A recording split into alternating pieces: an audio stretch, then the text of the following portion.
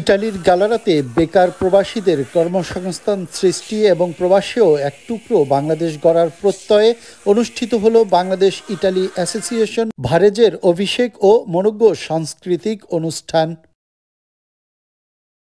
গতকাল সন্ধ্যায় ইতালির গালারাতে অভিজাত একটি সিনেমা হলে অনুষ্ঠান শুরু হয় পবিত্র কোরআন থেকে তেলাওয়াতের মাধ্যমে। এরপর বাংলাদেশ ও ইতালির জাতীয় সঙ্গীত পরিবেশন করা হয়।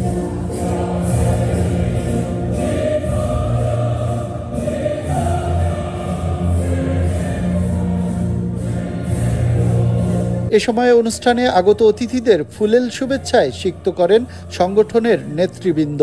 প্রবাসে জন্মোদ্ভূত নতুন প্রজন্মের কাছে বাংলাদেশের কৃষ্টি পৌঁছে দিতে প্রবাসেও এক টুকরো বাংলাদেশ গড়ার প্রত্যয় ব্যক্ত করে সভাপতির বক্তব্য রাখেন বাংলাদেশ ইটালি অ্যাসোসিয়েশনের সভাপতি গাজী ফিরোজ আহমেদ। আমরা ভবিষ্যতেও জানি এই বাংলাদেশ ইতালি অ্যাসোসিয়েশনের মাধ্যমে আরও সুন্দর অনুষ্ঠান দিতে পারি এবং আমাদের যে কমিউনিটির ছেলেপান আছে এদের জন্য আমরা এক টুকরো বাংলাদেশ জানি এখানে উপহার দিতে পারি এবং বাংলাদেশের যে কৃষ্টি কালচার আচরণ এগুলো আমরা জানি এই ইতালির মাটিতে ছড়িয়ে দিতে পারি। দেশের বিভিন্ন দুর্যোগে সহায়তা প্রদান এবং প্রবাসীদের সুখ দুঃখের পাশে থাকার প্রত্যয় ব্যক্ত করে বক্তব্য রাখেন সাধারণ সম্পাদক আনিসুর রহমান শিমুল। যারা আমরা এখানে একত্র থাকি তাদের সুখ দুঃখের সাথী হওয়ার জন্য আমাদের এই ইউনিটি, আমাদের এই অ্যাসোসিয়েশন তৈরি করা।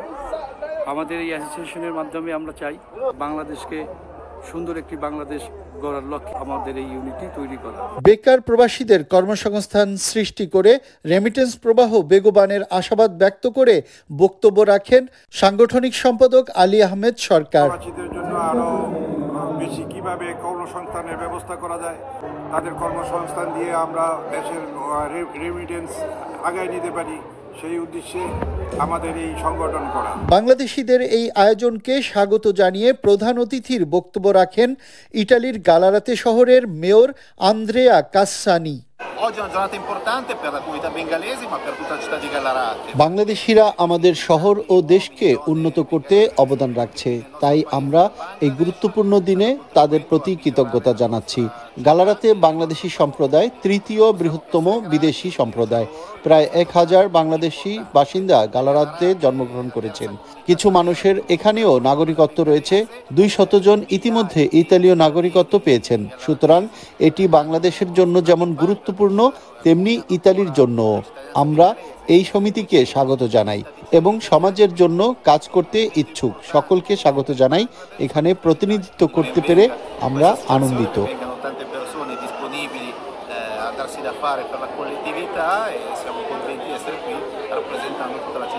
এতে বিশেষ অতিথি ছিলেন সাবেক মেয়র ফ্রান্সেসকো সোম্মারুগা ও কাউন্সিলর রোসেল্লা গ্লোরিওসো। অনুষ্ঠানে নবগঠিত কমিটির সকলকে পরিচয় করিয়ে দেওয়া হয় এবং আগত বাংলাদেশি অতিথিদের সংগঠনের ব্যাচ পরিয়ে দেওয়া হয়। এই আয়োজনে পরিবারসহ অংশ নিয়ে আয়োজকদের ধন্যবাদ জানান অংশগ্রহণকারীরা।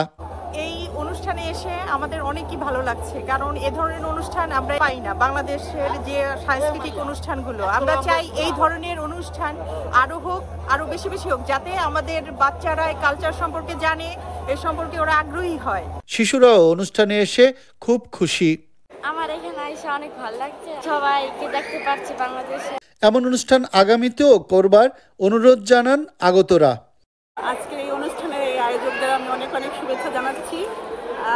বিদেশের মাটিতেও যে আমাদের বাচ্চারা এই সংস্কৃতি দেখতে পারতেছে বা এটার সাথে পরিচিত হইতে পারতেছে, এর জন্য অসংখ্য অসংখ্য ধন্যবাদ। বাংলাদেশিদের এই মিলন মেলায় অংশ নেন কমিউনিটি ব্যক্তিত্ব সহ শত শত প্রবাসী বাংলাদেশিরা। আমার এখানে এসে অনেক ভালো লাগছে, সবাই একসঙ্গে বাঙালিরা করছি, টাইম পাস করছি, এগুলোর জন্য এখানে মনে হইতেছে কি বাংলাদেশে আছি। শেষে মনোমুগ্ধকর সাংস্কৃতিক অনুষ্ঠানে নেচে গেয়ে দর্শকদের মন মাতান রকস্টার বাবু বাঙ্গাল, কেয়া, মিজান ও ফ্রান্সেস্কা সহ অন্যরা।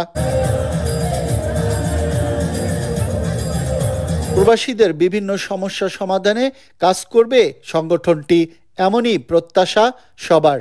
বাংলাদেশ ইটালি অ্যাসোসিয়েশন ভারেজ ইটালির আয়োজনে অনুষ্ঠিত হলো বাংলাদেশিদের মিলন মেলা। এই সংগঠনের মাধ্যমে প্রবাসীও গড়ে তুলতে চায় এক টুকরো বাংলাদেশ। রিয়াজুল ইসলাম কাউসার, চ্যানেল 24, গালারাতে ভারেজে ইতালি।